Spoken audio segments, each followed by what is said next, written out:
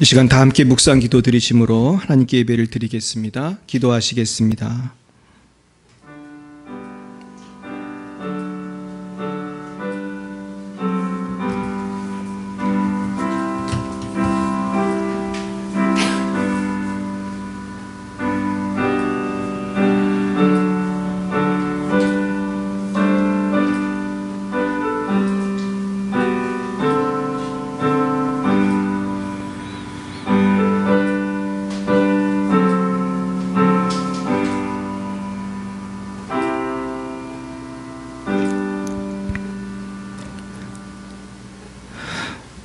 서로 돌아보아 사랑과 선행을 격려하며 모이기를 피하는 어떤 사람들의 습관과 같이 하지 말고 오직 권하여 그날이 가까움을 볼수록 더욱 그리하자. 사랑과 은혜가 충만하신 하나님 아버지 참 감사합니다. 우리를 사랑하사 오늘도 복된 주일 허락하시고 건강 주시고 무엇보다 믿음 주셔서 주님 보좌 앞에 나와 예배하게 하시니 참으로 감사합니다. 그러나 저희들 지난 한 주간도 주님과 동행하지 못한 때도 있었사오니 이 시간 우리들을 십자가의 보혈로 온전히 씻어 주시옵시고 다시 한번 성령으로 충만케 하여 주시옵소서. 사랑의 하나님, 이 시간 우리나라 대한민국과 열방을 위해 기도합니다. 아버지, 전쟁과 인플레이션과 여러 난리의 소문을 듣습니다. 그러나 주님, 우리나라를 지켜주시고 열방을 긍휼히 여겨주시사 모든 지도자들이 하나님만을 경외하게 하시고 성령 하나님, 이 땅이 주님의 은혜로 새로워지게 하여 주시옵소서. 하나님, 오늘도 주님의 복음 들고 수고하시는 선교사님들을 축복합니다. 레바논의 송주영 박정임 선교사님, 러시아의 장순영 김정희 장아림 선교사님, 말라위의 오천식 박경은 선교사님을 축복합니다.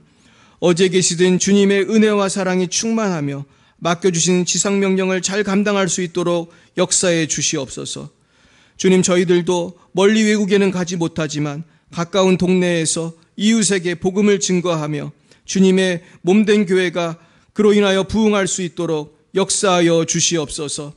아버지, 또한 우리 모두에게 성령의 충만함을 주시기를 원합니다. 우리 열방의 빛 사랑교회 모든 성도님들, 또한 이 시간 방송으로 예배하는 모든 분들에게 이 시간 성령의 충만함을 내려 주시옵소서. 그래서 아버지, 우리의 영이 새로워지게 하시고 우리의 몸이 강건해지게 하시고 우리의 가정이 회복되게 하시고 우리 직장과 일터가 회복되는 역사가 있게 하여 주옵소서. 사랑의 하나님, 이 시간에 고3 수험생들이 있습니다. 지혜와 명철을 부어 주옵소서. 또 이 시간 직장 다니는 우리 많은 분들 계십니다. 직장에서 승리할 수 있도록 세임 더하여 주옵소서. 하나님, 또 결혼을 준비하는 커플이 있습니다. 성령 충만한 예식이 될 수 있도록 지금부터 기도로 잘 준비하게 도와주시옵소서. 아버지, 어린아이들이 있습니다. 주여, 키와 자라면서 하나님께 더욱더 사랑받는 귀한 아이들 되게 해주시옵소서. 하나님, 우리 교회에 부흥을 주옵소서. 아직도 믿지 않고 아직도 교회 나오지 못한 우리 가족들이 있습니다. 우리의 배우자와 자녀들을 축복합니다. 아버지, 주님 함께하여 주시고 또 이 시간에 또 여러 사정으로 예배당에 나오지 못한 성도님들 있습니다. 하나님, 어디에 있든지 주님 동일한 은혜로 함께하여 주옵소서. 하나님, 예배의 시종을 주님께 맡깁니다. 아버지, 주님 지켜주시고 성부, 성자, 성령 하나님 홀로 영광을 받아 주시옵소서. 예수님의 이름으로 기도드리옵나이다. 아멘. 나는 전능하신 아버지 하나님, 천지의 창조주를 믿습니다. 나는 그의 유일하신 아들 우리 주 예수 그리스도를 믿습니다. 그는 성령으로 잉태되어 동정녀 마리아에게서 나시고 본디오 빌라도에게 고난을 받아 십자가에 못 박혀 죽으시고 장사된 지 사흘 만에 죽은 자 가운데서 다시 살아나셨으며 하늘에 오르시어 전능하신 아버지 하나님 우편에 앉아 계시다가 거기로부터 살아있는 자와 죽은 자를 심판하러 오십니다. 나는 성령을 믿으며 거룩한 공교회와 성도의 교제와 죄를 용서받는 것과 몸의 부활과 영생을 믿습니다. 아멘. 네, 교동문 32번 우리 시편 71편으로 우리 성시교도 가시겠습니다. 32번 시편 71편입니다. 여호와여, 내가 주께 피하오니 내가 영원히 수치를 당하게 하지 마소서.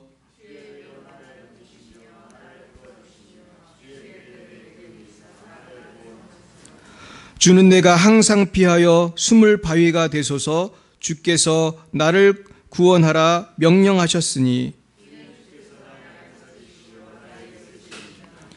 나의 하나님이여 나를 악인의 손 곧 불의한 자와 흉악한 자의 장중에서 피하게 하소서.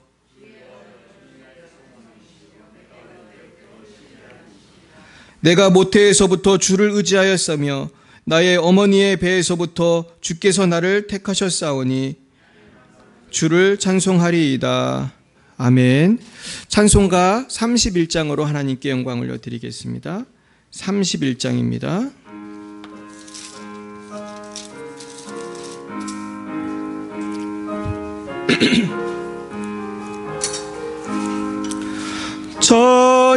찬양하라 복되신 구세주 예수, 백성들아 사랑을 전하세. 경배하라 하늘의 천군과 천사, 주님 앞에 영광을 돌리세. 목자같이 우리를 지키시고 종일 품에 늘 안아주시니 찬양하라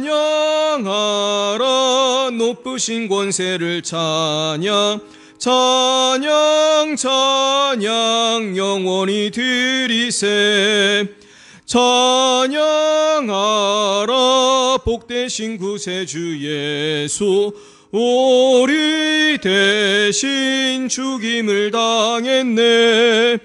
구주 예수 영원한 구원의 소망, 경배하며 겸손히 절하세. 찬양하라 우리 죄 지신 예수, 그의 사랑 한없이 크셔라. 찬양하라 높으신 권세를 찬양, 찬양 찬양 영원히 드리세. 찬양하라 복되신 구세주 예수, 천사들아 즐겁게 찬양해. 구주 예수 영원히 다스리시니 면류관을 주 앞에 드리세. 구주 예수 세상을 이기시고 영광 중에 또다시 오시리. 찬양하라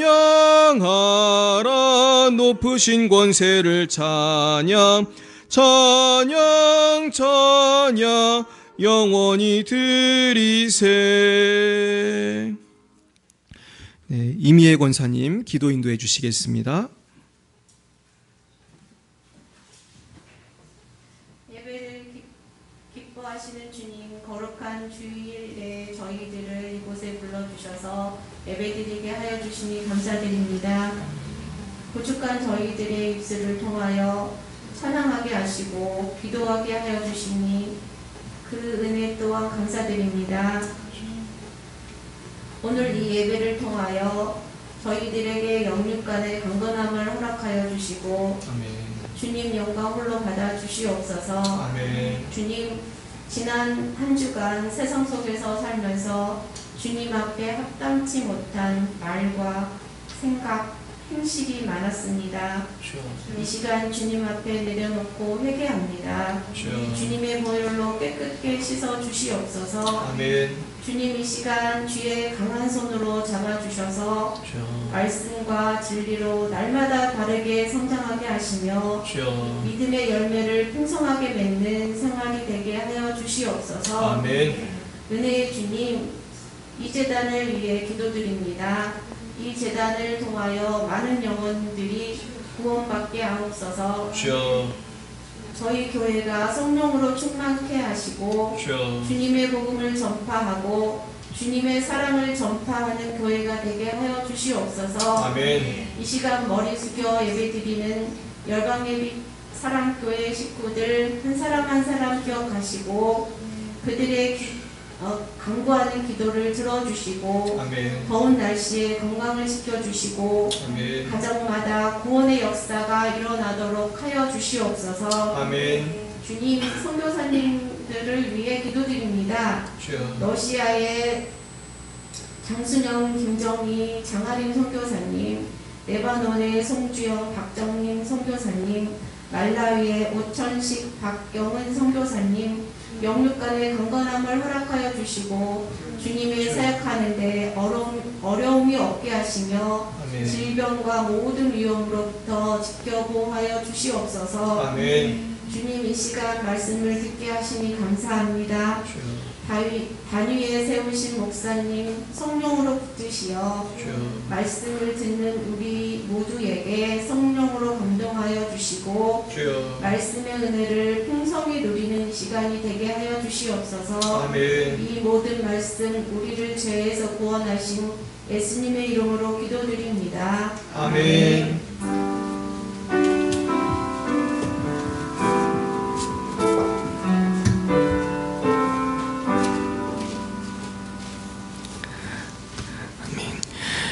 네, 이 시간 하나님께서 우리에게 주신 말씀은 신약 성경 히브리서 10장입니다.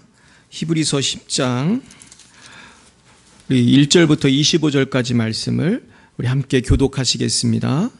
히브리서 10장 1절부터 25절까지 말씀이 되겠습니다. 신약 362면 히브리서 10장입니다.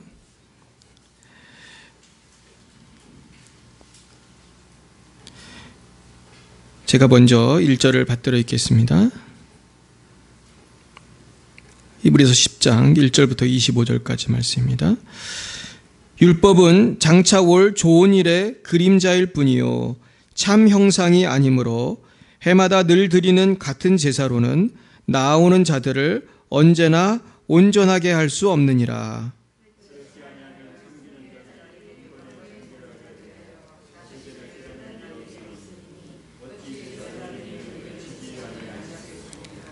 그러나 이 제사들에는 해마다 죄를 기억하게 하는 것이 있나니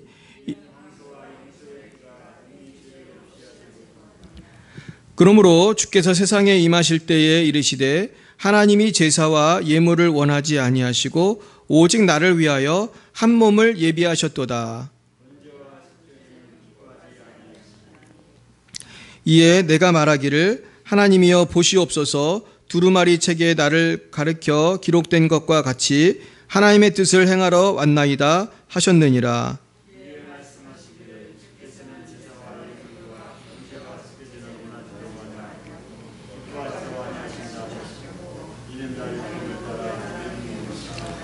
그 후에 말씀하시기를 보시옵소서 내가 하나님의 뜻을 행하러 왔나이다 하셨으니 그 첫째 것을 폐하심은 둘째 것을 세우려 하심이니라.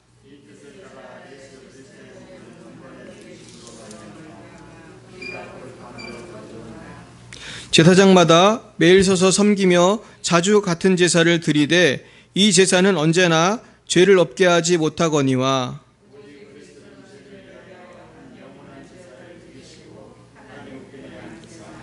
그 후에 자기 원수들을 자기 발등상이 되게 하실 때까지 기다리시나니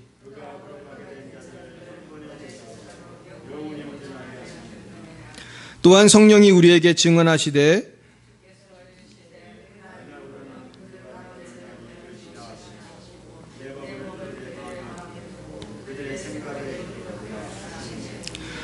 또 그들의 죄와 그들의 불법을 내가 다시 기억하지 아니하리라 하셨으니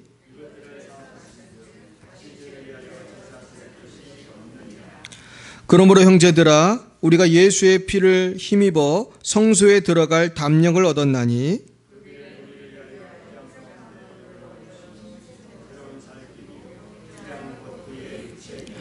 또 하나님의 집 다스리는 큰 제사장이 계심에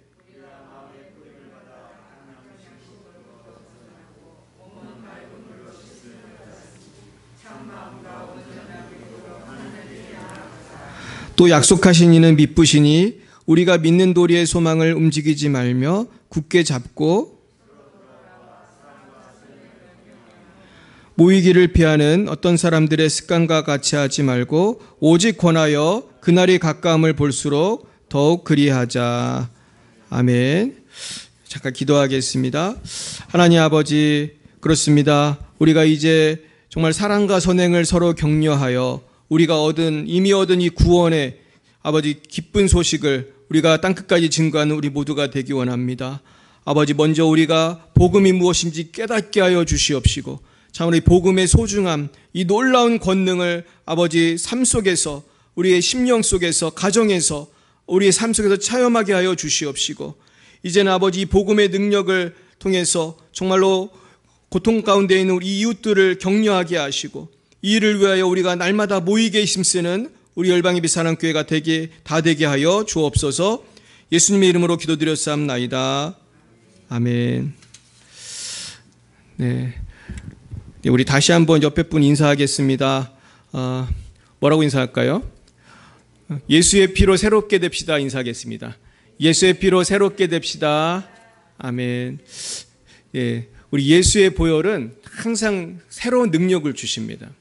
그래서 제가 배운 거는 예수의 피를 사탄이 무서워하더라고요. 예수의 피를. 그래서 악한 영을 물리칠 때는 우리가 하는 게 딱 두 가지밖에 없어요. 예수의 피, 또 하나는 성령의 불, 뭐 성령의 검, 그런 것도 하지만 하여튼 성령하고 예수의 보혈. 그러니까 이렇게 예수의 피가 능력이 있어요. 왜 능력이 있는지 오늘 말씀을 통해서 좀 깨닫기 원합니다. 그래서 오늘 제목을 사랑과 선행을 격려하며라고 했습니다. 결국 이 말씀의 오늘의 그 핵심은 뭐냐면은 우리가 성도는 예수의 피로 죄사함 받고 새롭게 된 사람인데요. 우리가 이 새롭게 된 성도들이 이 세상을 변화시켜야 되거든요. 근데 어떻게 변화시키냐 하면은 우리가 힘이 있어야 되는데 우리가 항상 힘이 있습니까? 어떤 때는 좀 처질 때가 있나요? 처질 때가 있어요. 저도 막 지칠 때가 있어요. 우리가 정말 운전을 막 4시간, 5시간 하면 되게 피곤하잖아요. 집사님도 지금 되게 피곤하실 텐데 우리 인생이 다 그런 것 같아요. 피곤하잖아요. 지치고. 그래서 우리가 일주일에 한 번은 꼭 어디를 나오라고 하시는 거예요. 교회를 나와서 적어도 아무리 바빠도 일주일에 한 번은 모여서 예배드리고 주님 주시는 안식을 누리고 새 힘을 얻으라는 것입니다. 그래서 우리가 오늘 제목이 사랑과 선행을 격려하며인데 우리가 사랑과 선행을 격려하면서 새 힘을 얻어야겠다는 그런 생각이 듭니다. 제가 예전에 그 조엘 오스틴이라는 목사님이 하는 설교를 들었는데 그 목사님 그런 얘기 하셨어요. 여러분이 살아가면서 우리는 보통 기적적인 일을 만나기 원하잖아요. 누가 나한테 굉장히 잘해주고 오늘 왜 이런 일이 생기지? 이거 기적이다. 그런 걸 많이 느끼는데 그걸 기다리지 말고 여러분들이 다른 사람에게 한번 기적이 돼 보시라고 그랬어요. 그건 뭐죠? 오늘 어떤 사람이 예상치 못했는데 나를 통해서 기쁨을 얻게 되고 나를 통해서 위로를 얻게 될 때 그분에게 나는 기적이 되는 거예요. 그러니까 오늘 말씀의 핵심이 사랑과 선행을 격려하는 거거든요.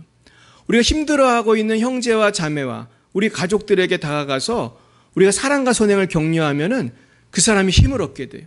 그러면서 그분은 오늘 살아갈 힘을 얻게 되고 또 좌절해서 넘어지면서 일어날 수가 있게 되는 것입니다. 저도 오늘 말씀을 준비하면서 내 인생에서 누가 나한테 힘을 줬나 이렇게 생각을 해봤어요. 우선은 우리 여기 계신 성도님들이 저한테 많이 힘이 되어 주셨죠. 제가 참 힘들 때마다 얼마나 힘이 되는지 몰라요. 저는 정말 여러분들 생각할 때 너무 감사하는 생각이 들어요. 그리고 제가 어렸을 때 보면은 제가 굉장히 방황하고 힘들 때 저한테 사랑과 격려를 해주신 분이 있어요. 그래서 제가 중고등학교 다닐 때 제가 특별히 고등학교 때 굉장히 공부 안 했었어요. 그래가지고 굉장히 방황할 때 우리 김재호 목사님이라는 분이 계세요. 그분하고 제가 상담을 하고 굉장히 삶이 변했어요. 그러면서 그분이 격려해 주셔가지고 나중에 제가 목사가 되고 또 유학도 갔다 오고 이제 그런 과정 속에서 항상 그분하고 연락하면서 제가 많은 격려를 받았어요. 그래서 그 목사님이 맨 마지막에 저한테 격려해 주신 것이 무엇인가 생각해 보니까 그분이 이제 나중에 간암으로 돌아가셨거든요. 근데 그분이 분당에 있는 차병원이라는 데서 돌아가셨는데 그곳에 제가 마지막 신방 갔던 기억이 나요. 그때 제가 이제 중국 선교사 가기 직전이었는데 그때 마지막으로 제가 목사님한테 제 박사학위 논문을 선물로 드렸어요. 그 까만색 논문을 드리면서 거기다 앞에다가 글을 썼어요. 이 방황하던 젊은이를 이렇게 이렇게 완전히 변화시켜 주시고 이제까지 인도해 주셔서 제가 목사님 때문에 제가 리폼드 신학교 역사상 제일 빨리 박사학위를 받게 됐습니다. 제가 너무 감사의 글을 그래서 적어서 드렸어요. 근데 그게 마지막이었거든요. 근데 목사님이 이제 암이 걸려가지고 뼈밖에 안 남았어요. 사실 그 후에 조금 있다 돌아가셨는데, 그때 목사님이 저한테, 제가 이제 목사님한테 그랬어요. 이제 목사님 마지막으로 기도해 주세요. 그랬더니 목사님이 그랬어요. 오늘은 네가 나를 위해 기도해 줘. 그게 저한테 얼마나 큰 지금까지 기억이 남아요. 그러니까 결국은 제가 정말 주님을 물론 알긴 알았지만 낙심하고 방황했을 때 그 목사님이 저를 변화시켜 주시고, 이제는 목사님의 은혜로 그 사랑과 격려로 제가 이제는 여기까지 왔는데, 이제 마지막으로 네가 오늘은 나를 위해 기도해 달라. 그래서 기도를 해드렸는데 어떻게 얼마나 눈물이 나는지 몰라요. 그리고 이제 그 후에 저는 이제 목사님 돌아가실 때까지 못 뵀어요. 그리고 이제 조금 있다 돌아가시고 이제 장례를 치르고 이제 제 장례식도 다 참여를 했었는데, 오늘 무슨 말씀을 드리냐면은, 한 사람의 삶을 변화시키는 거는 물론 하나님이시지만은, 하나님은 누구를 통해서 사람을 변화시키길 기뻐하시는지 아세요? 누굴 통해서? 그래요, 나를 통해서. 여러분을 통해서 한 영혼을 격려해서 변화시키지 원하시는 거예요. 결국 이것이 우리의 삶의 이유인 줄로 믿습니다. 우리가 살아가는 이유는 세상 사람들처럼 먹고 마시고 엔조이 하려고, 재미있게 살려고 사는 게 아니에요. 나를 통해서 낙심한 영혼, 주님을 알지 못하는 영혼, 방황하는 영혼을 격려해서 주님을 만나게 하고 그 삶을 변화시키는 일인 줄로 믿습니다. 그래서 주님 뭐라고 그랬어요? 땅끝까지 이르러 내 증인이 되라. 그건 어떻게 보면 땅끝까지 이르러서 한 영혼을 도와줘라. 그 사람 제자로 삼아서 말씀으로 가르치고 세례주고, 그러면서 격려하고 위로해서 그 사람 변화시키라는 거예요. 오늘 그 사람이 여러분 주위에 있는 줄로 믿습니다. 그렇다면 우리가 어떻게 그렇게 살 수 있을까? 그것은요, 복음이 얼마나 귀중한 건지 깨닫는 거예요. 첫 번째는 복음을 깨닫는 거예요. 내가 먼저 복음을 깨달아야 돼요. 내가 그럴 때 영향력이 있습니다. 사실 우리나라가 역사적으로 보면은 1920년대에는 우리나라의 많은 젊은이들, 인테리들, 많은 사람들이요, 교회로 몰려왔어요. 교회로 온 이유는 교회를 통해서 독립을 이룰 수 있고 교회를 통해서 애국할 수 있다고 믿었기 때문이에요. 왜 이런 영향력이 있었을까? 그 전에 있었던 1919년 3.1운동을 누가 주도했기 때문에? 교회가 주도했어요. 3.1운동을 주도한 사람은 교회였어요. 그때 교회인 숫자가 지금보다 훨씬 작았어요. 하지만 그때 수많은 사람들이 유관순 누나를 비롯해서 3.1운동을 다 주관하고 그걸 통해서 얼마나 많이 죽었습니까? 사실 우리가 지금 알기로는 교회도 했고 천주교도 했고 천도교도 했고 그랬지만은, 원래는 사실 3.1운동은요, 교회가 단독으로 하려던 운동이었어요. 처음부터. 근데 천주교도 껴주고 천도교도 껴준 거예요. 그래가지고 이렇게 된 거고, 실질적으로는 각 교회를 중심으로 일어났어요. 그러다 보니까 일제가 교회를 탄압한 거예요. 그래서 제암리교회 같은 데는, 수원에 있는 제암리교회, 지금 가면 거기도 이제 지금도 그 예배당이 있는데요. 사람들을 그 예배당에 가두고, 성도님들 100여 명을 가두고 일제가 못으로 막았어요. 그리고 거기에 있는 사람을 다 죽였어요. 그런데 그 은혜, 그 핍박 속에서 한국교회의 위상은 우리나라에서 굉장히 높아졌어요. 그래가지고 예수 안 믿는 사람들이 막 몰려온 거예요. 그런데 거기에 대해서 어떤 역사학자가 그렇게 기록하고 있어요. 당시에 한국에는 개화교인이라는 교인이 많이 있었다는 거예요. 개화교인. 이 사람들은 믿음이 있어서 교회 나오는 사람이 아니고 애국하기 위해서, 서구 문물을 배우기 위해서 뭔가 배워보려고 교회로 온 거예요. 근데 개화교인이 많이 있었는데 이 사람들이 어느 순간 싹 사라진 사건이 있었대요. 그게 뭐냐 하면 배고인 사건이에요. 일제가 핍박이 하기 시작하니까, 핍박이 오니까 다 도망간 거예요. 이제 믿음 없이 나왔던 분들은. 물론 그 중에서 왔다가 믿은 분도 있겠지만은 다 이제 또 도망을 간 거예요. 결국 오늘 제가 무슨 말씀 드리냐면 한국교회가 다시 위상을 회복해야 되는데 그것은 다른 데 있는 게 아니에요. 저와 여러분이 우리 한국교회가 복음으로 돌아오고 우리가 성령 충만으로 회복되면 다시 부흥을 주실 줄로 믿습니다. 결국 우리 교회가 어떻게 하면 부흥할 수 있는가? 저와 여러분이 변화되면 돼요. 할렐루야. 제가 변화되고 여러분들이 은혜 받고 행복해지면 되는 거예요. 그러려면 복음을 깨달아야 돼요.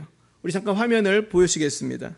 오늘은 특별히 히브리서를 통해서 예수님의 보혈이 무슨 의미가 있는지를 좀 깨닫는 시간입니다. 그래서 제가 성소와 지성소에 대해서 좀 말씀을 드리려고 합니다. 우리 한번 성경을 찾아보면은 히브리서 한번 9장을 한번 펴보시겠습니까? 이 9장에 보면은 성소와 지성소에 대해서 설명이 잘 되어 있습니다. 네. 9장 1절에 보시면 이렇게 되어 있어요. 첫 언약에도 섬기는 예법과 세상에 속한 성소가 있더라 그랬습니다. 자, 앞에 화면을 잠깐 보시면요. 이게 성막입니다. 성막이고요. 성막은 이렇게 울타리가 쳐 있고 울타리 안에 이 성막이 텐트처럼 이렇게 서 있고요. 이 텐트 안에 성소와 지성소가 있는 거예요. 다음 화면. 이제 성전 시대가 됐을 때는 텐트가 아니고 이제 뭐예요? 건물을 세웠지만 이때도 마찬가지로 마당이 있고 뜰이 있고 그 안에 보면은 저 건물 안에 성소와 지성소가 있는 거예요. 그래서 성도들이 예배 드릴 때는 저 뜰에 가서 예배를 드리는 거고 성소 지성소는 일반 사람은 못 들어가고 제사장만 들어갈 수 있어요. 근데 제사장 중에서도 대제사장만 1년에 한 번 들어갈 수 있는 곳이 지성소예요. 그 다음 하면 지성소엔 뭐가 있냐면 저게 있어요. 저게 뭐죠? 그 유명한 그 법궤죠. 언약궤가 있고 언약궤 안에는 십계명이 들어있고 만나가 들은 항아리가 있고 그리고 아론의 쌍난 지팡이가 있어요. 전 이게 다 상징하는 바가 있다고 생각해요. 그래서 저기를 속죄소, 저기 특별히 뚜껑 부분, 저 부분을 속죄소, 시은좌 그렇게 불렀는데요. 결국은 속죄소라는 건 뭡니까? 죄를 사해 주는 곳이라는 것이죠. 결국은 성전의 가장 가운데, 가장 센터, 대제사장만 들어갈 수 있는 지성소에 그 안에 있는 핵심 중에 핵심은 속죄소예요. 그건 뭐예요? 성전은 속죄를 위해서, 죄사함을 위해서 있는 곳이라고 할 수 있는 거예요. 그리고 그 안에는 하나님의 말씀이라고 할 수 있는 십계명이 있고 그리고 또 하나님이 기적적으로 주신 일용할 양식 만나가 있고 그리고 하나님이 또한 그 아론의 그 지팡이에서 싹이 나게 하셨거든요. 원래 지팡이에서 어떻게 싹이 나요? 근데 지팡이에서 싹이 나게 하심으로 이 지도자를 존경하라고 이 모세의 지도력, 아론의 지도력 이런 영적 지도자들에 대해서 하나님께서 그렇게 그 보여주기 위해서 이런 기적을 행하셨어요. 그래서 저는 여기서 생생하는 바가 있구나. 결국 교회라는 곳은 적어도 지금 여기 나와 있는 속죄, 죄사함의 역사를 경험할 수 있어야 되는구나. 또 말씀이 있어야 되는구나. 그리고 또 양식이 있어야 되는구나. 영의 양식, 생명의 양식이 있어야 되는구나. 이 양식이 누구세요? 예수님이죠. 예수님. 생명의 양식. 또 아론의 쌍난 지팡이. 전 이거에 대해서 좀 생각을 해봤는데 이건 성령의 기적을 나타내는 게 아닌가. 그러니까 교회는요.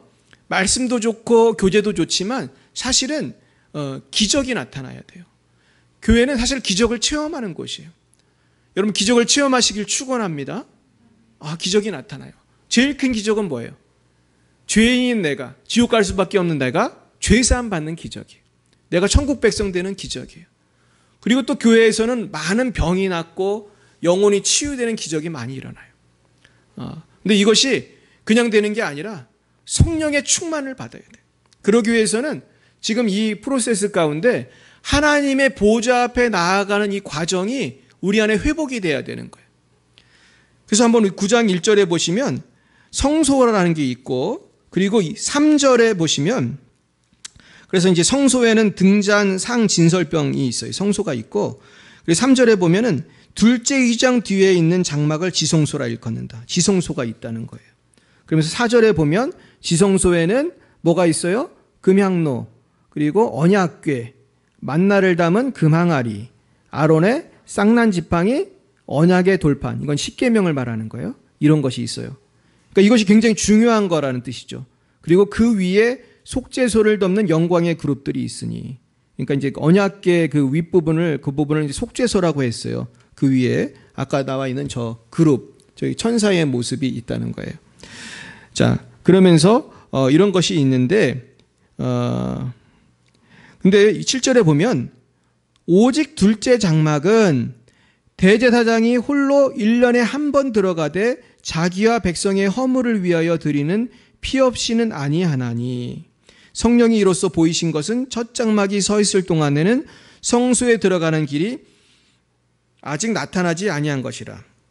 그러니까 대제사장이 그것도 1년에 한 번만 들어가는 곳이 지성소라는 거예요.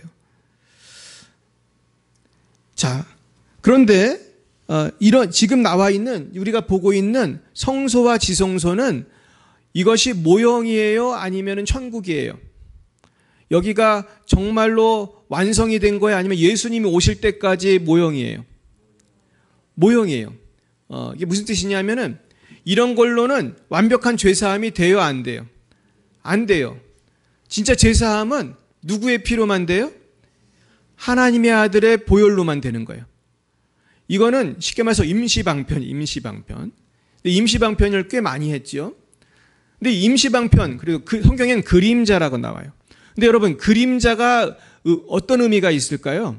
왜 이런 것, 왜 힘들게 동물을 잡고 피를 흘리게 하고, 왜 힘들게 그 지성소는 아무도 못 들어가게 하고, 그냥 대제사장만 겨우 그것도 1년에 한 번, 그것도 다리에다가 줄 달고 죽으면 끄내게, 왜 그렇게 귀하고 귀한 지성소를 만들고, 왜 그렇게 아무나 못 들어가게 하고, 왜 그랬을까?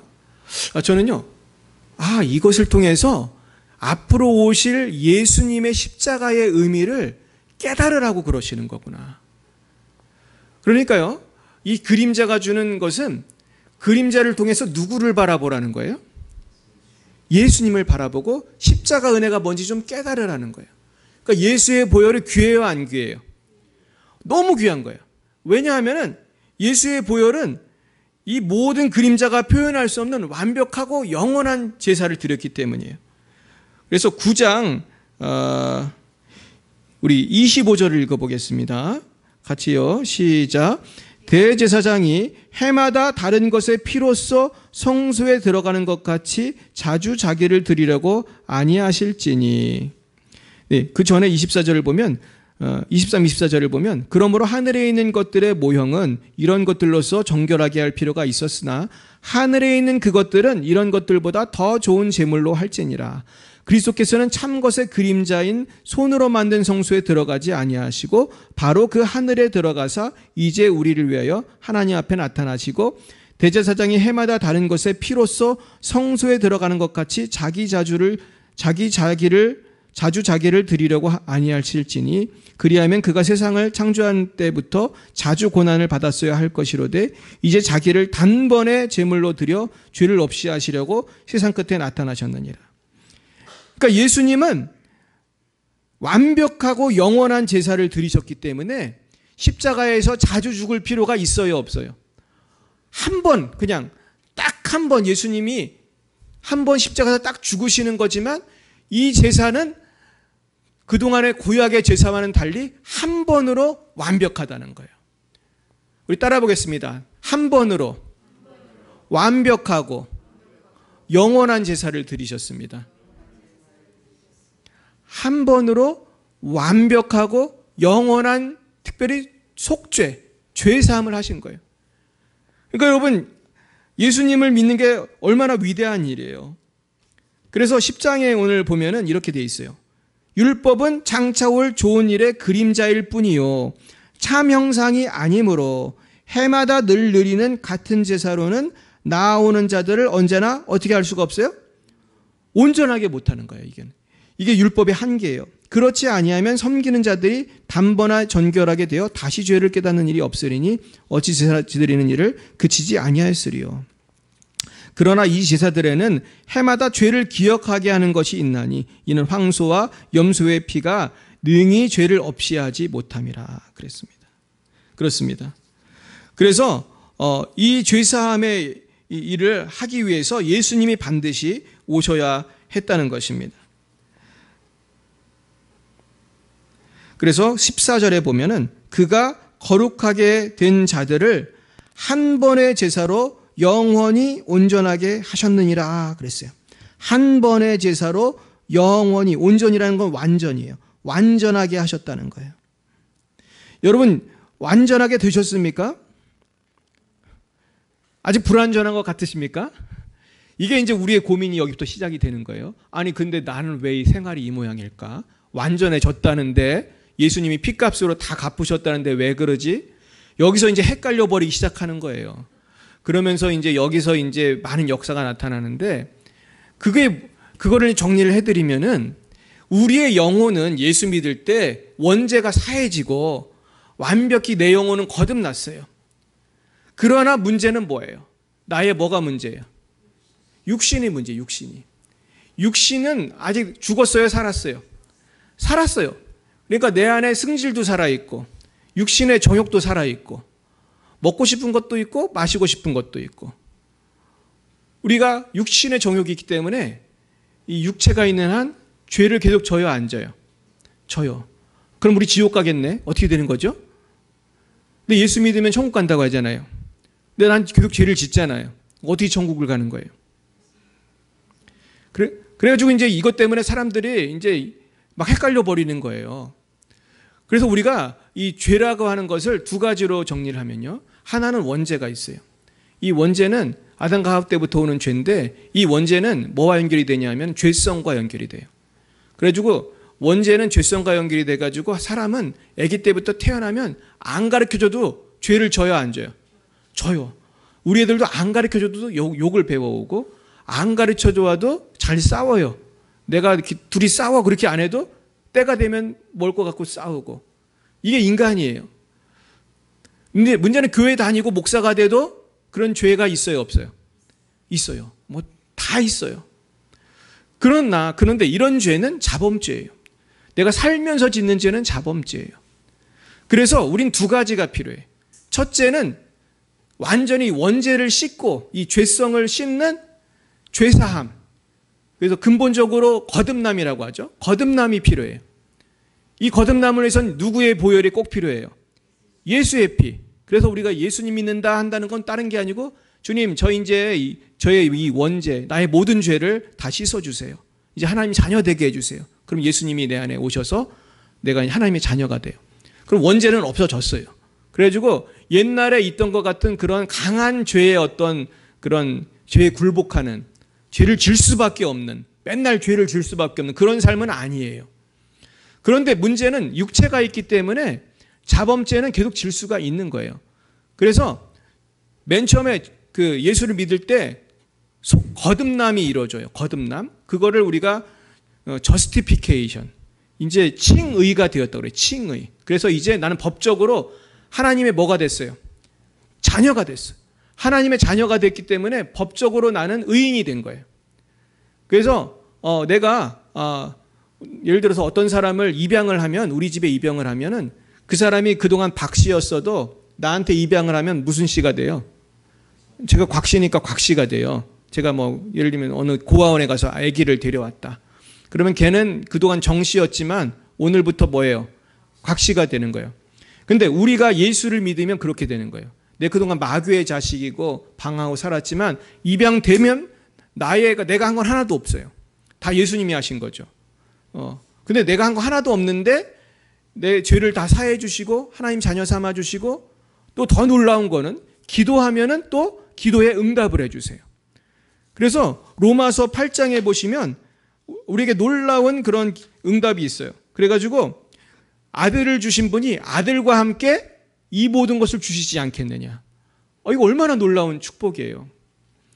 그런데 문제는 우리가 자꾸 자범죄를 짓게 되면은 하나님하고의 관계가 어떻게 돼요? 문제가 생겨요. 자꾸 죄로 인해서 문제가 생기기 때문에 이것을 해결하는 것이 성화예요. 결국은 성화의 과정을 가기 위해서는 먼저 칭의를 받아야 돼. 먼저 입양이 돼야 돼. 입양이 된 다음에 이제는 점점 아버지가 원하는 아들로 딸로 살아가는 거예요. 그렇게 되기 위해서 성령의 충만을 계속 받아야 돼. 계속 변화돼야 돼. 그런데 우리가 이 성소에서 지성소로 가는 이 놀라운 역사를 하면서 내가 성화된 삶을 살아야 되는데 이것이 항상 잘 돼요? 잘 안 될 때가 있어요. 잘 안 될 때가 있어요. 그래서 저도 방황하고 넘어지고 그런 거예요. 그렇기 때문에 오늘 두 번째로 우리가 깨달아야 될 것은 우리는 믿는 도리의 소망을 굳게 잡아야 되는데 이를 위해서 서로 사랑과 선행을 격려해야 돼요. 그래서 우리 도와줘야 돼요. 이것이 오늘의 주제입니다.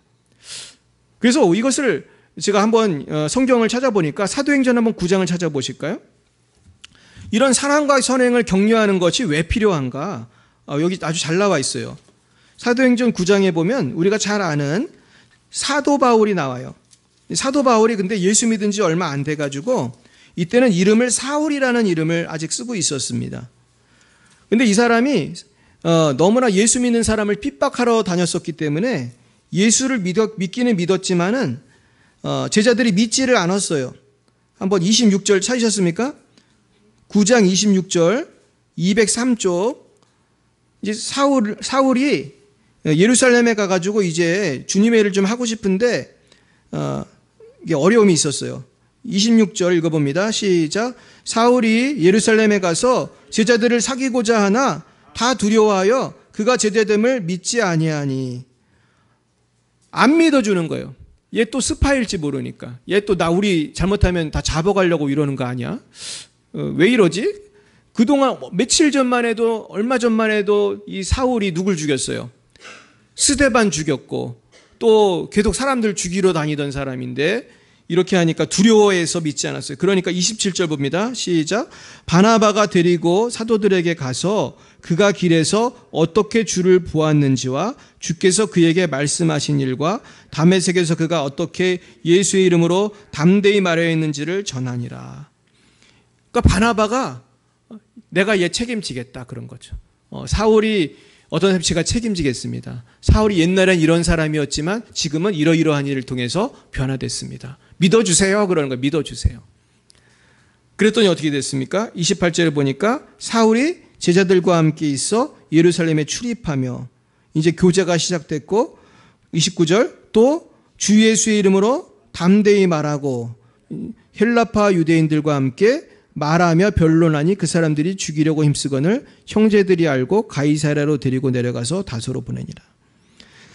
그러면서 그리하여 온 유대와 갈릴리와 사마리아 교회가 평안하여 든든히 서가고 주를 경외함과 성령의 위로로 진행하여 수가 더 많아지니라. 자, 그러면서 이러한 역사를 통해서 하나님께서는 부흥을 이제 허락하셨는데요. 여기 보시면은 사울이 처음부터 담대히 전도한 게 아니었다는 거예요. 이것을 하게 만든 사람이 누구예요? 오늘 제일 중요한 인물이 누굴까요? 바나바예요. 바나바. 예, 바나나가 아니고 바나바. 근데 이 바나바가 사울을 바울되게 만드는 중요한 역할을 해요. 이때 만약에 바나바가 난 모르겠다. 저놈 잘 안 됐네. 예수 믿었는데도 저렇게 인정을 못 받고 저러네. 그러나 그러지 않고 저 형제를 내가 도와줘야겠다. 저 형제를 도와주면 앞으로 인물이 되겠다. 할렐루야. 그렇게 생각을 하고 데려다가 사도들에게 소개시켜 주니까 얼마나 전도를 잘해요, 바울이. 그냥 소개해 주자마자 왔다 갔다 하면서 계속 전도를 한 거예요. 담대히. 얼만큼 전도를 많이 했는지 우린 잘 모르지만은 그 사람들이 죽이려 힘쓰거늘. 말로 못 당하니까 어떻게 하려고 하는 거예요? 죽이려고 했다. 이거는 엄청나게 특심하게 전도했다는 걸 나타나는 거죠. 그러면서 나중에 이제 바울이 완전히 교회사를 새로 쓰지 않습니까? 결국은요, 교회가 부흥하는 비결은 바나바 같은 사람이 있어야 되는 거예요. 누군가 지금 교회를 나올 만한 사람이 있단 말이에요. 근데 그 사람을 격려해서 교회 나오게 하는 사람은 누구예요? 누가 해야 되죠? 내가 해야 되는 거예요. 우리가 여러분 여기 계신 분들이 한 번씩만 데려오면 우리 이 예배당이 어때요? 금방 차요. 그죠? 그래서 우리가 이 바나바의 역할이 참 중요하다고 생각합니다. 그래서 우리가 좋은 소문을 내기 위해서는 한 사람 한 사람의 이 성도의 역할이 참 중요해요. 조지 실버만이라는 분이요. 이런 책을 썼습니다. 입소문을 만드는 100가지 방법. 근데 이 책에 어떤 이야기가 나오냐면은 하루는 한 여자분이 한 백화점에를 갔습니다. 근데 뭘 가지고 갔냐면 타이어를 가지고 가서 백화점에 가가지고 가서 반품을 해달라고 그랬어요. 근데 29달러인데 타이어를 반품해달라고 그래요. 근데 영수증 있으시냐고 했더니 영수증이 없다고 그래요. 그러니까 떼를 쓰는 거예요. 이런 고객들 가끔 있잖아요. 떼를 쓰는 거예요. 저도 미국에 살아봤지만 영수증은 있어야 반품을 해주거든요. 근데 영수증도 없는데 반품해달라는데 백화점 점원이 할 수 없이 그럼에도 불구하고 반품을 해주었어요. 그런데 놀라운 점은 이 백화점은 타이어를 안 팔아요. 이 얘기가 어떻게 됐을까요? 소문이 났어요. 뭐라고 소문이 났을까요? 저 백화점은 안 파는 타이어도 반품을 해준다. 사람들이 왔을까요? 안 왔을까요? 몰려들기 시작했어요. 이 점원은 할 수 없이 반품을 해줬을 뿐인데 저곳은 안 파는 것까지 반품을 해준다. 나중에요. 어떤 일이 생겼냐면 수백억의 이익을 봤대요. 너무 손님이 많이 와가지고 수백억 달러에. 그게 뭡니까? 한 사람의 점원이 어떻게 보면 참 말도 안 되는 도움을 준 것인데 이게 그렇게 된 거예요. 그러니까 입소문이 이렇게 무섭다는 거예요. 그러니까 여러분, 우리 교회의 입소문은 누가 내야 되죠? 여러분에게 달린 거예요. 그리고 또 저도 중요하죠. 제가 기도 많이 하고 성령 충만해져야 되니까. 근데 사실 이 소문이라는 게 그렇게 무섭거든요. 우리 여기 중동시장도 있지만 우리 중동시장에서 아주 입소문이 잘 나야지 장사가 잘 되거든요. 근데 보니까 정말 시장은 정말 100% 입소문인 것 같아요. 거의. 소문이 나면 줄을 서요. 정말 줄을 서요. 우리 권사님 가게가 줄을 쓰는 가게거든요. 줄을 쓰잖아요. 제일 잘 되는 가게. 결국은 입소문을 누가 내야 돼요? 우리 교회의 입소문, 예수님에 대한 입소문, 이것을 내가 해야 되고 이 일을 위해서 한 영혼을 자꾸 찾아가는 거예요. 격려하는 거예요. 야, 교회 좀 나가봐라. 우리 교회 너무 좋다. 그래서 너도 변화되면 훌륭하게 위대하게 살 수 있다. 이런 것입니다. 그러면서 제가 이 말씀을 준비하면서 생각해 보는데 이 바나바 같은 사람이 구약에도 있었어요. 구약엔 모세라는 분이 하루는 이제 이스라엘 민족이 싸움을 하러 나갔는데 그때 싸움을 이끄는 사람은 여호수아였고 많은 이스라엘 군대가 싸우고 있었어요. 그런데 모세는 중보기도 하려고 산에 올라갔어요. 그죠? 그 싸움이 딱 보이는 산에 올라가서 도선 들고 옛날에 이렇게 주로 손을 들고 기도를 했나 봐요. 근데 어떻게 됐죠? 손이 올라갈 때는 어떻게 되고 이기고 기운이 빠져서 손이 내려가면 졌잖아요. 그래서 어떻게 했습니까? 아론과 훌이 양쪽에서 팔을 잡고 이 팔을 붙들어 주니까 이게 해가 지도록 이게 안 내려오니까 끝까지 이겼다. 이것이 또 바나바와 비슷하더라고요. 영적 지도자지만 지도자도 힘이 붙이잖아요. 어떻게 하루 종일 기도하겠어요. 근데 팔을 붙들어 주는 거예요. 이번에 우리 교회 2명의 아론과 훌을 뽑았잖아요. 그죠? 우리 권사님들. 이해가 가십니까? 권사님 왜 뽑았는지 아시겠어요? 아론과 훌이란 아론과 훌. 근데 권사님만 아론과 훌이에요? 나도 아론과 훌이에요. 우리 따라해 보겠습니다. 내가 아론입니다. 아멘이십니까? 우리가 같이 힘을 합쳐야 되는 것이죠. 그럴 때 우리 이기게 되는 거예요. 그러니까 오늘 말씀은요. 결국 기도의 힘, 우리가 위로의 힘, 이 모든 것이 결국 영적 전쟁이더라고요. 그래서 결국은요. 우리가 붙들어주고 위로하고 격려해야 되는데 이게 그냥 되는 게 아니라 기도를 통해 되는 거예요. 우리가 조금 친절하게 한다고 사람이 확 변하는 게 아니잖아요. 기도를 해야 되거든요. 기도하면 성령의 역사가 나타나는 거예요. 기도할 때 마귀가 근접을 못하고 도망을 가는 거예요. 예전에 그런 제가 간증을 본 적이 있어요. 어떤 분이 남편이 교회를 하도 안 나오니까 이분이 매일 남편의 구두를 가지고 와가지고 기도를 했대요. 교회에. 주님, 오늘도 구두만 왔습니다. 오늘도 구두만 왔습니다. 주여. 나중에 구두만 왔겠어요? 사람도 왔겠어요? 사람도 온 거예요. 여러분 남편이 교회 안 나오면 구두라도 갖고 나오시기 바랍니다. 주님, 오늘도 구두만 왔습니다. 그 기도를 하나님이 안 들으시겠어요? 오죽하면 제가 구두를 들고 와서 기도를 하나. 구두를 붙들고 기도할 때 하나님이 역사하는 거예요. 참 놀라운 것입니다. 하도리 아키라라고 하는 일본 사람이 행복의 문이라는 책을 썼는데 이 소설에는 두 가족이 나옵니다.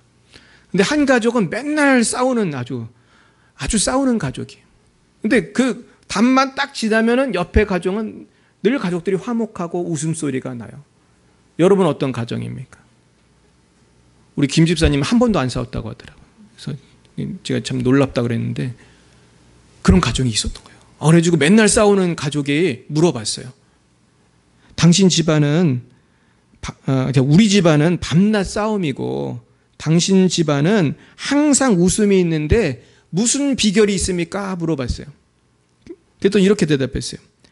당신 집안은 선한 사람만 살고 우리 집안에는 다 죄인만 삽니다. 이 무슨 말인지 아시겠습니까? 당신 집안은 전부 똑똑한 사람만 살아서 서로 자기가 잘났다고 하고 하니까 싸움이 나지만은 우리 집안은 다 내가 죄인이고 내가 부족하고 내가 잘못했다고 하니까 싸움이 나요, 안 나요? 안 나는 거예요. 아마 집사님 집도 그런가 봐요. 놀랍지 않습니까? 우리 박수 한번 쳐드리죠. 예. 아니 정말 저는 정말 처음 봤어요. 한 번도 안 싸운 분이 있다는 길래 아마 없을 거예요, 우리나라에. 근데 이게 얼마나 놀라운 거예요. 성경적인 거거든요. 성경적인 거예요. 결국은 우리가요, 내가 죄인임을 인정하고 내가 죽어야 돼요. 내가 죽어야 우리 가정이 사는 거예요. 세 번째는 그럼 어떻게 해야 되냐? 모이게 힘써야 돼요. 오늘 성경에 보면 그날이 가까움을 볼수록 더욱 모이게 힘쓰라. 그날이 무슨 날이죠? 주님이 오시는 날. 근데 여러분 생각해 보세요. 주님이 오시는 날은 점점 가까워져요, 멀어져요? 가까워지죠. 그러니까 점점 더 모이라는 거예요. 특별히 주님이 가까움을 보게 되는 그 증거가 있어요. 그것은 이 땅에 있는 많은 핍박이라든지 난리라든지 그런 것들을 보면 볼수록 그 위기 속에서 더욱 기도하고 모여서 위로하고 모여서 교제하고. 그래서 초대교회 때는요, 실제로 기록해 보니까 주님이 곧 오신다고 생각했대요. 정말 초대교회 사람들은. 그래서 만나면 마라나타 그렇게 인사했대요. 그 주님이 곧 오신다 그런 인사를 하면서 그때는 얼마나 힘들었습니까? 예수 믿으면 잡혀가고 막 죽고 막 그랬거든요. 그래가지고 제가 기록해 보니까 옛날에 기독교를 한참 탄압할 때는요, 사람들이 일부러 누가 기독교인인가 모르니까 사람들한테 말도 시켜보고 어떤 이상한 기도문도 하게 하고 막 그랬대요. 그러면서도 그분들이 왜 그걸 이길 수 있었냐 하면 주님은 곧 오신다 그렇게 믿은 거예요. 근데 여러분 그때보다 지금이 어때요? 더 주님 오실 때 가까운 거예요. 우리 따라해 볼까요? 주님은 곧 오십니다. 주님은 곧 오세요. 그러면 우리는 어떻게 해야 돼요? 더욱 모이기에 힘쓰라는 거예요. 근데 요즘에 모이기가 쉬워요, 어려워요? 어려워요. 코로나 때문에 힘들고 또 바빠서 힘들고. 사실 코로나 있기 전에도요, 잘 안 모였어요. 그래가지고 옛날에 있던 부흥회도 거의 다 없어졌고요. 제가 이번에 제 부흥사협회 같은 우리 교단에 총회 부흥전도단이라고 있어요. 제가 이번에 거기 회원이 됐거든요. 그래서 제가 주님께 영광을 돌리는데요. 제가 사실은 전혀 거기 가입할 생각이 없었어요. 근데 얼떨결에 가게 됐는데 거기 있는 분들이 하는 얘기가 있어요. 요즘에는 부흥회도 안 온다. 부흥회도 안 와요. 자기 교회에서 부흥회도 안 와요. 심지어 남의 교회는 생각할 것도 없이 안 모여요. 제가 예전에 일산에 있는 아주 한소만 교회라고 큰 교회에 제가 방문했어요. 우리 성도님들하고. 그래서 이 교회는 어떻게 교회가 부흥하고 어떻게 성장하나 물어봤더니 우리 교회는 예배가 있고 구역 모임이 잘 돼 있다. 그러면서 거기 교회 되게 크거든요. 근데 구역 모임을 언제 하세요? 그랬더니 절반 이상이 교회에서 한대요. 밥 먹고 우리 교회 같이. 왜냐하면은 요새 바쁘니까 주중에 오기가 쉬워요, 어려워요? 어려운 거예요. 그러니까 그냥 교회에서 밥 먹고 교회가 넓으니까 그냥 온 김에 그냥 구역 예배도 하자 이렇게 되는 거예요. 근데 사실은 구역 예배가 참 중요해요. 우리 교회도 이제 그렇게 하고 있는데, 근데 제가 우리들 교회를 가보니까 거긴 또 다르더라고, 분위기가. 우리들 교회는 어떤 분위기냐 하면은 구역 예배를 너무 사모하는 분위기예요. 구역 예배를 가면 한두 시간에 끝나요? 아니면 하루 종일 해요? 주부 구역 예배는요, 정말 가면은 하루 종일 있는데요. 근데 직장인은 그렇게 못하니까 이제 가끔 모여가지고 밥을 먹고 교제를 하는데 너무 사모하는 거예요, 이분들이. 거기 가서 너무 행복하고 거기서 본인들이 큐티를 나누고 자기들이 그 죄를 고백하고 또 거기서 자기 서로 대화를 하다 보니까 어떤 분은 와가지고 또 부부끼리 싸우기도 하고 막 그런데 구역예배 와서 부부싸움도 하고 그런데. 근데 이게 나쁜 의미의 부부싸움이 아니라 서로 의견이 막 팽팽하잖아요. 그러면 와서 그걸 오픈하고 얘기하다 보니까 구역원들 앞에서 막 얘기하다 보니까 또 다툼이 된다는 거예요. 근데 그때 김양재 목사님 그러더라고요. 어떤 주부가 있었는데 평생을 죽어 지내면서 한마디도 못했던 사람이 있대. 그랬더니 이분이 구역예배 와가지고 변화돼가지고 담대하게 남편한테 얘기를 했다는 거예요. 당신이 이거 잘못했다. 그래도 둘이 싸웠대요. 근데 거기 있던 분들이 다 박수를 쳐줬다고 그러더라고요. 잘 싸웠다. 너무 얘기를 안 해도 문제가 있거든, 이거는. 너무 얘기를 안 하면 문제가 있어요. 그러면서 우리 권사님 한숨을 쉬시는데 너무 얘기를 안 해도 이게 문제가 있는 거예요. 그래서 우리가 구역예배를 통해서 회복이 되는 거예요. 그래서 저도 우리 교회가 어떻게 하면 부흥할까 생각해 봤는데 우리도 좀 구역예배가 부흥해야겠다. 저도 고민이에요. 우리 구역예배를 적어도 2개는 만들 수 있을 것 같은데 어떻게 해야 할까? 하여튼 모여야 돼요. 그러니까 모이니까요. 우리들 교회가 계속 부흥을 해요. 심지어 코로나인데도 심지어 코로나니까 어떻게 모이냐면은 비대면으로 모이더라고요. 비대면으로. 막 줌으로 모이고 얼마나 웃기는지 몰라요. 제가 그걸 참관을 해봤거든요. 참관을 했는데 어떤 분은 계속 운전하면서 얘기를 하더라고요. 자기가 바쁘니까 오지를 못하니까 그러면서도 참여하고 싶으니까 막 애를 쓰는 거예요. 어떻게든지 모이려고. 그러니까 부흥의 역사가 일어나는 거예요. 칼 로저스라는 사람이 2가지의 고독에 대해서 얘기했어요. 첫 번째 고독은 자기 자신으로부터 소외해요. 만나는 사람도 많고 그리고 여러 가지 만남이 있어도 고독한 거예요. 왜냐하면 이 사람은 본인에 대해서 불만이 많기 때문이에요. 만족이 없어요. 나 자신이 미워지는 거예요. 그럴 때 이 사람은 그 자신의 문제로 인해서 고독해요. 또 하나의 고독은 자기를 내어줄 만한 상대를 발견하지 못한 고독이에요. 진정한 친구를 만나지 못했어요. 진정한 내 속마음을 말할 사람이 없어요. 그럼 사람들이 어떻게 하는지 아세요? 어떻게 해요? 혼자 고민하다가 어떻게 하죠? 낙심하고 절망하고 술 먹고 나중에는 어떻게 해요? 자살도 해요. 영적으로 말한다면 주님을 만나지 못한 사람, 주님과의 회복이 안 되고 또 성도와의 교제를 통해서 이런 어떤 어려움들이 해결이 안 되면은 이것이 너무나 큰 외로움이 되는 거예요. 성경에 보니까 엘리야도 얼마나 위대한 선지자입니까? 사실 엘리야 같은 사람이 이 세상에 누가 있겠어요? 엘리야는 죽지도 않고 그 불병거 타고 하늘나라로 직행한 사람인데 우리 중에 그럴 만한 믿음이 있는 사람이 누가 있어요? 하지만 엘리야도 우울증에 걸렸어요, 안 걸렸어요? 걸렸어요. 엘리야도 우울증에 걸렸어요. 그걸 알 수 있는 게 엘리야가 이세벨이 죽인다고 하니까 도망을 가가지고 아주 멀리 도망갔어요. 성경에 보니까 거기 그 나라의 거의 끝자락으로 도망을 갔어요. 그러면서 거기서 하나님께 뭐라고 기도합니까? 하나님, 저를 죽여주세요. 그렇게 기도했어요. 죽여주세요. 그러니까 죽여주세요 기도한 건 우울증에 걸린 거예요. 살고 싶지 않은 거예요. 우리도 그럴 때 가끔 있잖아요. 너무너무 힘들다. 살고 싶지 않다. 근데 그때 하나님께서 놀랍게 엘리야를 위로하세요.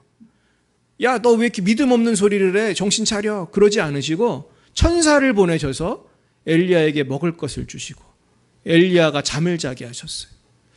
저는 이 말씀이 생각이 났어요. 우리가 신앙생활 잘 못하고 힘들고 좌절할 때 하나님은 천사를 보내시는구나. 천사를 보내서 사랑과 선행을 격려하고 먹을 것을 주고 쉬게 하시는구나. 여러분 그런 천사 만나보셨습니까? 저는 그런 천사 만나봤습니다. 진짜 천사는 아니지만 우리 김재현 목사님이 저에게 그런 천사였고 또 지난번에 오셨던 송주영 선교사님이 대학 시절에 저의 천사가 되셨고 또 우리 교회를 개척하고 또 우리 여기 계신 성도님들이 저의 천사가 되셨어요.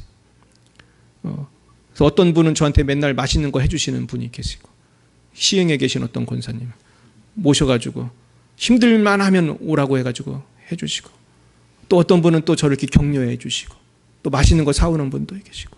근데 사실 여러분들이 여기 앉아만 있어도 저한테는 격려가 되는 거예요. 이 개척교회 목사는 아무것도 필요 없더라고요. 개척해보니까. 와서 앉아만 있어도 격려가 되는 거예요. 사랑하는 여러분, 오늘 제가 여러분들에게 마지막 도전하고 싶은 것은 저와 여러분이 이런 천사가 돼야 된다는 거예요. 누군가에게 기적이 돼야 된다는 거예요. 그러면 그 사람이 바울처럼 귀하게 쓰임받을 수 있어요. 할렐루야. 오늘 한 가지만 말씀드리고 마치겠습니다. 톨스토이가 세 개의 물음이라는 유명한 질문을 했어요. 첫째 질문은 이 세상에서 가장 중요한 시간은 언제인가 하는 거예요. 이 세상에서 가장 중요한 시간은 언제입니까? 여러분, 과거입니까? 미래입니까? 언제죠? 지금이에요. 가장 중요한 시간은 지금이에요. 두 번째 질문입니다. 이 세상에서 가장 필요한 사람은 누구예요? 바로 지금 내가 만나고 있는 사람이에요. 이 사람이 내 도움이 가장 필요하겠죠. 세 번째, 이 세상에서 가장 중요한 일은 무엇입니까? 그것은 지금 내가 만나고 있는 사람을 어떻게 해요? 그 사람에게 선을 행하는 거예요. 오늘 말씀대로라면 오늘 그 사람을 격려하는 거예요. 사랑과 선행을 하도록, 주님께 나아가도록 격려하는 거예요. 여기에 행복이 있는 줄 믿습니다. 결국 우리는 왜 사는 것입니까? 밥 먹고 놀러 다니려고 사는 게 아니죠. 우리는 의미 있는 일을 해야지 행복을 느낄 수 있도록 창조되었어요. 그렇죠? 우리가 왜 대학을 가고 왜 돈을 법니까? 돈 많이 벌어서 맛있는 거 먹고 세계 여행 다니려고 다니나요? 아니잖아요. 전 정말 세계 여행을 정말 지겹도록 많이 해봤습니다. 해외에서 제가 13년을 살았는데요. 제가 유명하다는 곳도 가봤습니다. 재미있는 곳도 가봤어요. 제가 아주 좋은 데도 많이 가봤어요. 뭐 고생도 해봤어요. 하지만 여러분, 그게 무슨 인생의 의미겠어요? 진정한 인생의 의미는 내가 지금 내 앞에 있는 사람을 도와주는 거예요. 그분을 사랑과 선행으로 격려하고 도와주는 거예요. 그럴 때 하나님이 기뻐하세요. 내가 내 옆에 있는 사람에게 복음을 전하고, 내가 내 옆에 있는 사람을 위로하고, 내가 내 옆에 있는 사람을 위해 눈물로 기도할 때 그 사람이 사울이 바울이 되는 그런 기적의 역사가 나타날 줄로 믿습니다. 제가 마지막으로 이어령 교수님이 이제 돌아가시기 전에, 얼마 전에 돌아가셨잖아요. 이번 돌아가시기 전에 예수님을 믿었어요. 예수님 믿고 세례받고 이분이 막 간증하다가 돌아가셨는데, 이분 젊은이들은 잘 모르시죠. 이어령 교수님은 아주 장관도 하시고 우리나라에서 아주 유명한 작가로 아주 지식인으로 유명한 분인데요. 자, 이분이 어떤 개인날이라는 시를 쓰셨어요. 제가 한번 이 시를 같이 읽고 오늘 말씀을 마치겠습니다.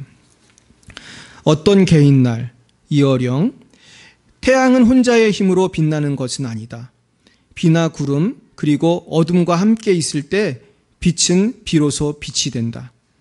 사막의 모래알을 비출 때 태양은 저주지만 풀잎 이슬 위로 쏟아지면 축복이다. 태양이 이슬에 젖는 순간마다 태양빛은 새로워진다. 하나님은 우리에게 밤을 주신 것이 아니라 밤을 통해서 새벽의 빛을 주신 것이다. 하나님은 우리에게 홍수를 주신 것이 아니라 홍수로 인해 아름다운 무지개를 주신 것이다. 하나님은 우리에게 죽음을 주신 것이 아니라 죽음으로 하여 아름다워지는 생명을 주신 것이다. 태양은 흑점의 어둠이 있어 빛나는 것이다. 우리 하나님께서 우리를 어둠에서 구원하신 것처럼 날마다 주님의 사랑을 증거하시는 저 여러분이 되시기를 예수님의 이름으로 축원드립니다. 기도하겠습니다. 사랑의 주님, 우리를 사랑해 주시고 날마다 격려해 주시니 너무나 감사합니다. 어둠과 죄악 가운데 있던 우리를 먼저 사랑해 주시고 건져 주신 주님, 이제는 우리도 서로 사랑과 선행을 격려하면서 이 고난의 인생을 기쁨으로 아름답게 살아갈 수 있도록 역사하여 주시옵소서. 예수님의 이름으로 기도드리옵나이다. 아멘. 네, 이 시간 찬송가 197장으로 하나님께 영광 올려드리겠습니다. 197장입니다.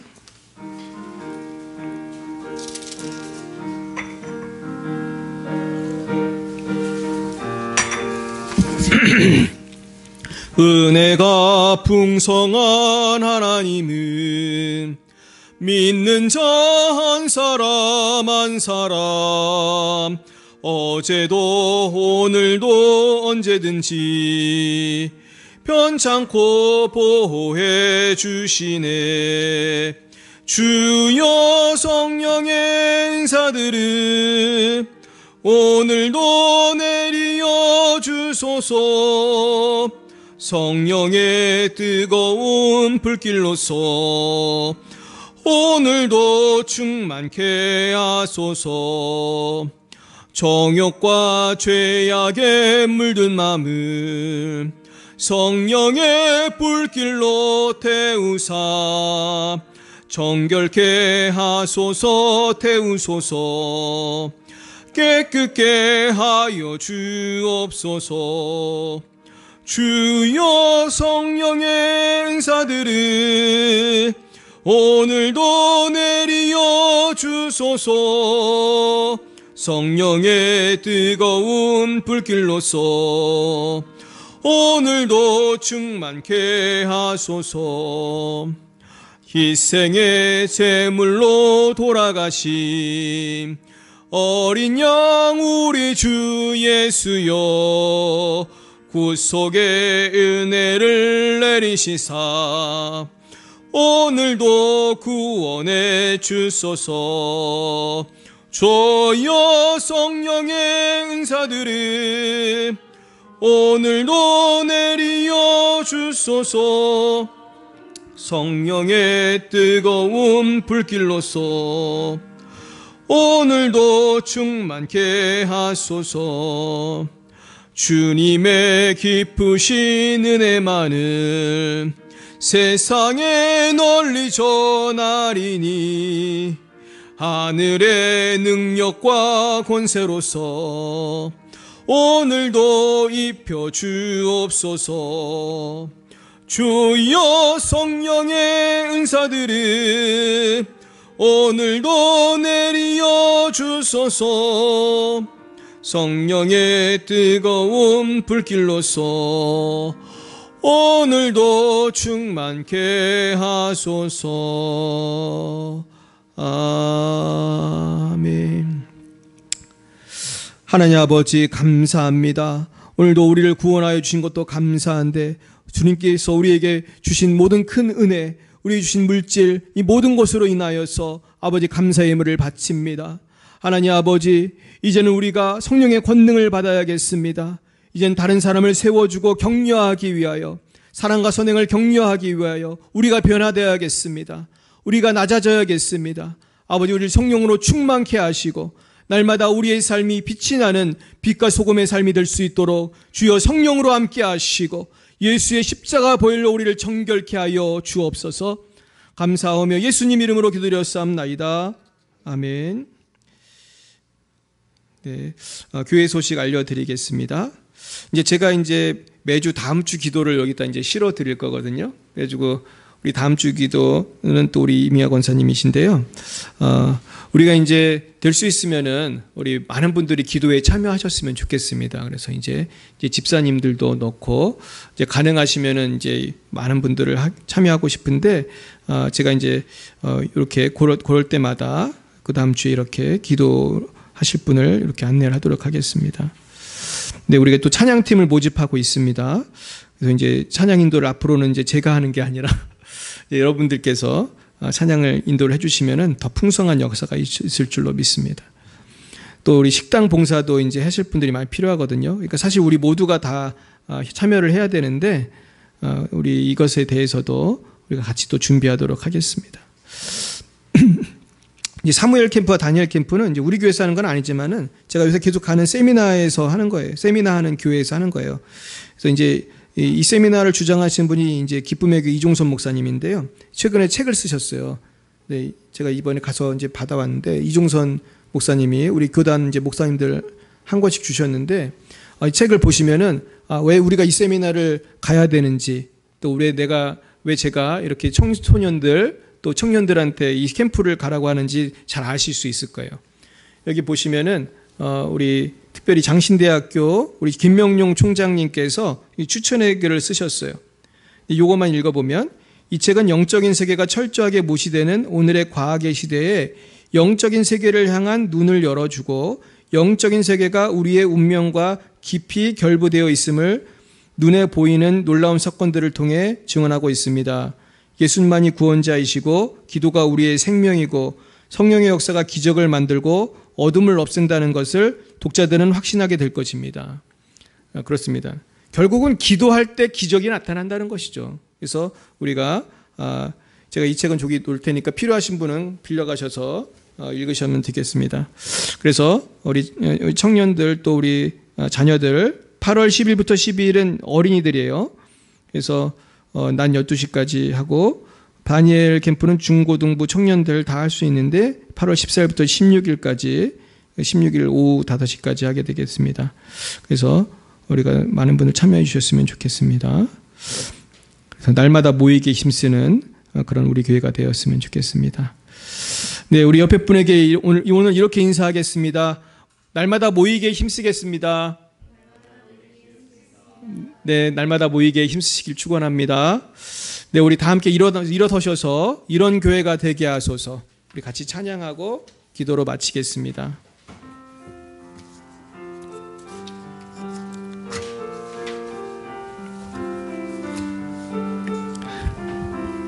진정한 예배가 숨쉬는 교회, 주님이 주인 되시는 교회, 믿음의 기도가 쌓이는 교회, 최고의 찬양을 드리는 교회, 말씀이 살아 움직이는 교회, 성도의 사랑이 넘치는 교회, 섬김과 헌신이 기쁨이 되어 열매 맺는 아름다운 교회, 주님의 마음 닮아서 이웃을 사랑하는 교회, 주님의 영광을 위해서 빛 대신 주님 전하는 교회, 사랑의 불꽃이 활짝 피어나 날마다 사랑에 빠지는 교회, 주께서 사랑하는 우리 교회가 이런 교회 되게 하소서. 아멘. 이런 교회가 될 줄로 믿습니다. 기도하겠습니다. 여호와는 내게 복을 주시고 너를 지키시기를 원하며, 여호와는 그의 얼굴을 내게 비추사 은혜 베푸시기를 원하며, 여호와는 그 얼굴을 내게로 향하여 드사 평강 주시기를 원하노라. 지금은 살아계신 주 예수 그리스도의 구속의 은혜와 하나님 아버지의 놀라우신 사랑하심과 성령의 교통하시고 역사하시는 은총이 오늘도 사랑과 선행을 격려하며 내 주위에 있는 사람들을 끝까지 섬김으로 주님께 영광 돌리기로 다짐하는 사랑하는 죄인들 머리 위에와 우리 열방예배 사랑교회 위에, 또한 이 방송을 보시는 모든 분들 머리 위에 이제와 영원무궁토록 함께 하옵시기를 간절히 축원하옵나이다.